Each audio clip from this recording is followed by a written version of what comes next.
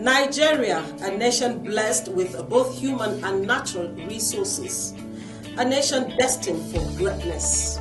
Together, we can still achieve greater things with a sense of humanity.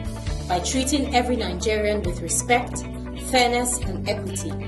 Expressing views and opinions on matters of mutual interest shall be our collective obligation. Let us have a sense of nationhood, loyalty, solidarity, and pride in Nigeria. By protecting its image and symbols. Let us take personal responsibility to help to provide solutions to challenges within our communities. Speak up against violations of our societal values. Act with honor, trust, faithfulness, and the fear of God. Do what is right, even when no one is watching.